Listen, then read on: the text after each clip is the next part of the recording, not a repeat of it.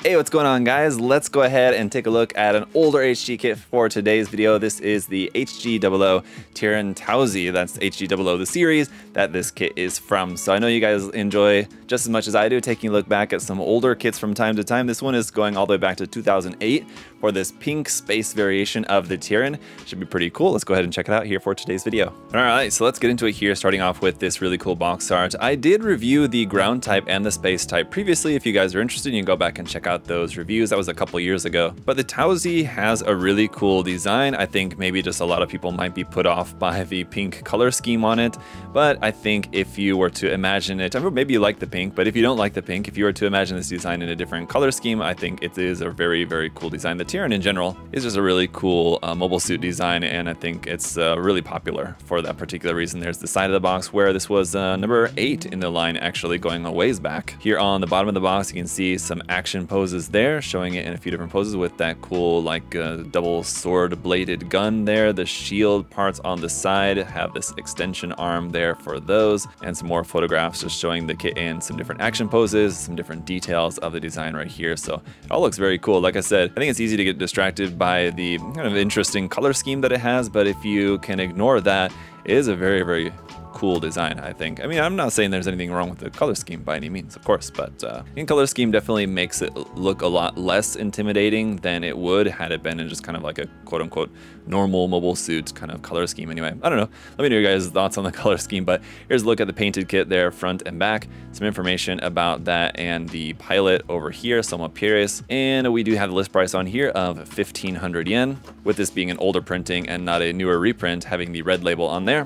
Let's go ahead and pop this open. So just want to say a shout out to my good buddy Justin for hooking me up with this kit. Actually, we negotiated a little trade so that I could get my hands on this one, so thank you, Justin, for that. Here on the instruction manual, we have a photograph of the kit, of the painted kit right there, basically recreating the box art, which is very cool. And on the bottom side here, we have an anime still, an illustration of the Tieren, and again, illustration of the pilot and some information about both there in Japanese. It's obviously from a time before we started getting any English on the instruction manuals. There on the backside, you saw is just kind of the end of the construction right there, but on the inside we have some more photos and images there, more anime stills, more photos of the painted kit in different poses, more information about the weapons, as well as our color guide is down here as well. It's all very good and well. On the inside, there's our parts list, and the construction, yeah, is going to be pretty simple, pretty straightforward. This is the like smaller style instruction manual, so it's not going to be anything too complex here, obviously, but we do have a good amount of parts. Let's go ahead and check those out. After, of course, taking a moment just to take a look here at the foil stickers first. So you can see we have some metallic pink, white, and just some straight metallic, straight foil chrome kind of there for a few stickers. Not too bad here for this kit. Starting off with some polycaps here, we have in like a very dark gray, almost black here for the polycaps in this case. This is going to be PC123. Runner A is going to be here in pink. This runner is just labeled generically just for the Tieren, so probably some parts that are going to be shared between the different versions. Same thing here for runner B. It's just labeled for the Tieren. As you can see, some more joint parts and weapons parts here, just like with the polycaps, in a very dark gray, basically black color. Then skipping over runner C for runner D here, which is in 4 colors. So some purple down there, gray up at the top, more pink, and then some orange for some orange accents over here on the side. This runner, of course, specifically labeled for the Tieren Taozi, and the same thing for runners E and F as well. Some more parts here in pink, specifically for this version of the kit. Runner F, our last runner here, is interesting because a couple of parts there in ABS, whereas the rest of the kit, of course, is in just kind of standard PS plastic. But that's it for all the runners. Let's go ahead and check out the kit. And alright guys, here is our pink Tieren all built up. It's really cool, and like I said before, the color scheme may not be for everybody. It's a really cool design though. I think it's always been a really cool design in its various forms, and that is one really cool thing about this particular mobile suit, is that there are different forms to choose from, especially in the HG line with having the ground type, the space type, and I think there's maybe one more as well that I might be forgetting, but it's pretty light on the stickers. I mean, there's a couple of stickers on there that you kind of wish that it didn't have, or you didn't have to rely on. But overall, a unique design and a kit that holds up quite well. So let's go ahead and take a closer look. And as for accessories, we don't necessarily have a whole lot here for the hands. You can see we have these holding hands. Then we do also have an additional open hand here for the right side, which is kind of uncommon. Normally an option open hand like this would be for the left side because you're going to have the right side either holding onto a weapon or something most of the time, but that is our only option hand. We also have the option kind of sword weapon here, which can be held in either of the hand there, obviously. And then we have the smoothbore gun with the stickers kind of coming off, and we'll talk about the stickers here in just a moment, but this one is really cool. I've always liked this design, how it's kind of cool how it's a gun with like sword blades on the side of it, on the side of the barrel there, which is pretty cool. This is just going to attach onto the side of the arm, and you can attach it onto either side as it just plugs into this like rectangular hard point there on the side of the forearm, so you can choose for that. If you had two of this kit, you could have one on each side there, of course. And yeah, that's it for all of the accessories. So let's talk about the stickers here. So the worst offenders are just going to be these pink stickers here on these front parts. Really a shame that these weren't separate parts. Over on this side, it's one big sticker. Over here on this side, it's 1, 2, 3, 4 stickers that kind of wrap around this detail. And you can see these are also kind of starting to peel up a little bit on me there. So you have those stickers right there. These ones up here, not near as bad, are just kind of for these like lights right there, those chrome stickers that just go on those little bits. You have a sticker for the mono eye there, of course. That can also be rotated if you pop off the head. You can turn that side to side like so. And that's it for the stickers on the body. So like I said, really not too bad, except for just those ones there at the front. So it's a shame that those weren't separate parts. But then like I said, these ones here on the smoothbore gun, you have these white stickers that go on the ends, and then other additional ones that kind of wrap around that you can see are here kind of peeling off a little bit. So that is also not too bad. And if you wanted to just leave this all in black, I think it could also look fine. Doesn't necessarily need the white accents there. I did also add this one, so this is not like a part of the official stickers. I just wanted to add a kind of chrome finish sticker right there. I basically just cut that out of the sticker sheet and added that on there just because I thought that would also look kind of nice. There isn't actually a sticker there meant for that. And on that note, I also cut a teeny tiny little circle sticker here for what I think is supposed to be like an additional kind of mono eye sensor that goes on this track here on the top of the head. Because looking at the artwork here on the instruction manual, you can see it looks like that's what that's supposed to be.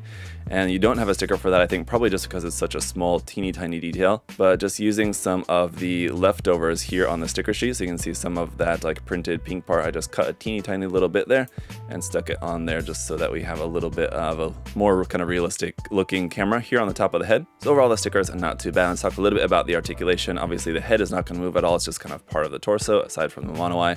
But as you can see, the shoulder is kind of interesting, how this whole kind of part here for the side of the torso will swing there for the shoulder articulation front to back. You can bring the arms up and out to the side. These parts here on the side are also on this connection arm, which will extend out here, of course, and you have rotation here at the end. Also, this lower part can also be bent like so. If you have that shield extended out, you can bring the arm up to be 90 degrees perpendicular to the body there. We also have some forward and back movement there, of course. Rotation here at the bicep. At the elbow, just a single joint here, which is also going to give you 90 degrees, which is not too bad. You have the separate armor piece here for the back of the elbow, which is kind of cool, and then here this one that kind of covers the back of the hand. That part does move, and then the wrist is just on a ball joint. But yeah, 90 degrees at the elbow, kind of a shame, but I think it's enough anyway. At the midsection, you have a really nice forward and back bend here, no issues with that. No side to side bend though, however, but you can rotate that at the midsection. The lack of any skirt armor means that you have a pretty good range of movement here at the hips, and it's going to be kind of blocked by the armor, but the hip joint is actually kind of like a double joint there, so you can actually kind of drop that down a little bit and then bring that up to about 90 degrees up to the front. Out to the side though, the legs are able to go out pretty wide there, and then if you bend the knee, we don't have a separation of anything. It's all just kind of like the construction of the leg is just a lower part and an upper part there, but a nice double joint at the knee to get a really nice full bend there. The foot is just on a ball joint, so you can just move that forward and back, up and down a little bit there. And while it looks like you might have a little bit of movement here in the toe, it's not actually a separate piece. It looks like it is, but unfortunately it's not. And the last thing I want to talk about here with this one is, of course, seam lines. So you are going to have quite a number of seam lines here, like on the foot, on the lower part of the leg, there's just a little bit there at the knee. On the back side of the leg, there's a seam line here and here. On the thigh, also a seam line there. On the forearms, you're going to have seam lines here as well, running down the front and back of the forearm. And then up here on the top of the body, kind of seam lines on these parts, which are on like the side of the torso there. And then right down the middle of the head, I should say also. So there's that one there, kind of at the front and back. Then of course, we've got the fuel tank here at the back, which does also have a seam line on it. This can be moved up and down. And in case any of you guys missed the live stream, and if you were curious,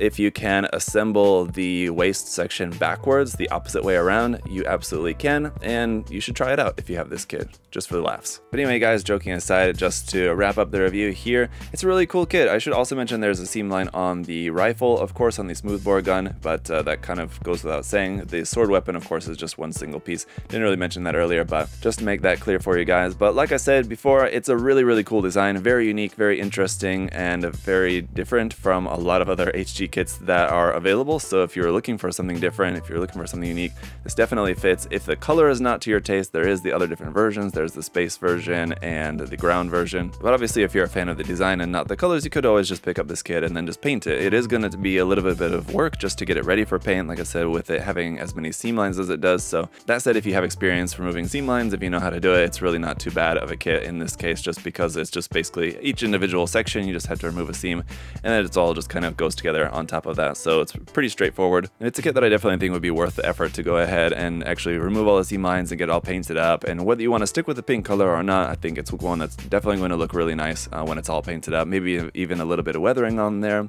or not, it's kind of up to you, but this is the kind of unique design that we really don't necessarily see out too often, so it's definitely worth checking out if you guys have not checked out this kit yet before. I know it's been out for quite a while, so a lot of you are probably at least well aware of the kit, but hopefully this review helped if you guys were interested in this one. Let me know down in the comment section what you think about this particular version of the Tieren, and if you guys do have any other further questions, of course, do feel free to leave those down in the comment section there as well. If you guys want to check out some more Gunpla, HG, and otherwise from Bandai, you can check the link in the video description to USA Gundam Store.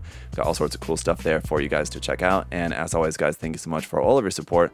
Liking the video, commenting, subscribing is all very helpful and much appreciated, so thank you so much.